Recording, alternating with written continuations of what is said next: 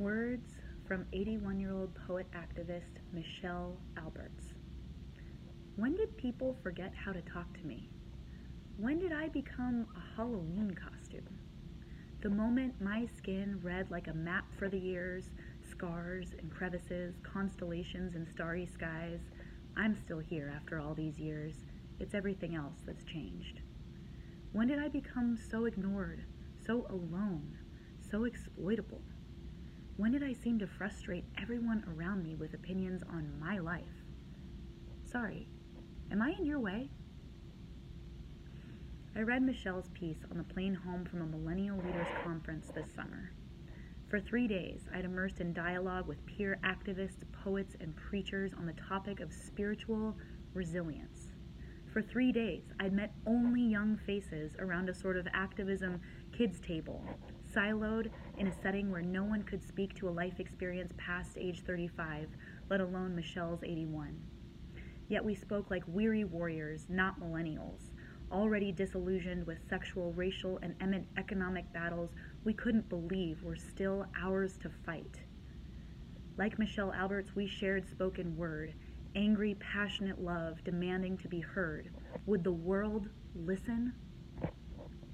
The confused, impassioned tropes of my peers echo our ancestor Rebecca, who cries in Parsha Toldot as she labors in challenging pregnancy, Lama ze anochi? Why am I? Why am I alone in this world to withstand this particular moment? Rebecca cries not only in physical pain, but in bewilderment, feeling a struggle within her. There is no one to assure her that women before have survived the liminality of labor, no one to advise her in the responsibility of raising children in a state of conflict. Rebecca, whose name ironically means to join in relationship, is a literal embodiment of generational isolation. We too suffer isolation when we cry, "Why this for us?" exclusively to a room of our peers. We don't know how to seek out Michelle and elder activists like her, who've weathered the injustice of invisibility and oppression, who are wells of wisdom on resilience we could draw from. Relationships with those farthest across the generational divide may not be easy to traverse or obvious to seek out as we look to lead the future, but our generations need each other to help answering the bewildering call, "Why this for us?" in a way only the perspective of the other can. I spoke to another generation suffering isolation this summer, the residents of the Jewish home of San Francisco. These elders taught me daily what spiritual resilience means over a lifetime that spans world wars, economic depression, and every form of heartache I could fathom. Now, in their later years, they too were crying out, "Lama ze anochi? If this is so, why do I exist?" as their bodies surprised them daily with new hardship, and they added name after beloved name to the mourner's Kaddish. They sought companionship for uncharted experiences ranging from loss of their home to estrangement from adult children. Like millennials, our elders fear not being heard. They fear not having the sustenance to withstand the unknown. How do we show up for each other in intergenerational resilience? One model I look to for guidance comes from the book of Ruth. We meet Ruth and Naomi in the wake of a tragedy that has left both women to cope with loss and transition.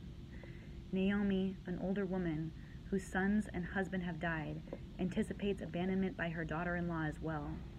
As a widow, marginalized by society, she internalizes worthlessness, emptiness.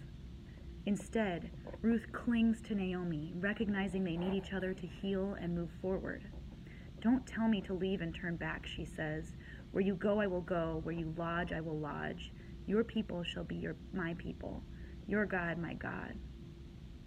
Over time, the two unwind from their past trauma together and rebuild, fortified by the unique strength each bring to relationship.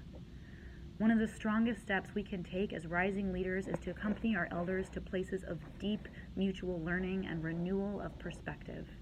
We need to take seriously our weekly refrain, Chadesh Yameinu Kekedem, and sit together in the creative tension between Chadesh, hunger to innovate, and Kekedem, sustenance from the deeply rooted wisdom of old that we need to hear from.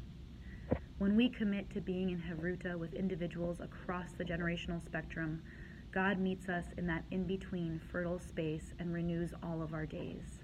We sustain together by seeing ourselves bound up in a story larger than our lifetimes and benefit from the ways we emerge stronger for having joined one another.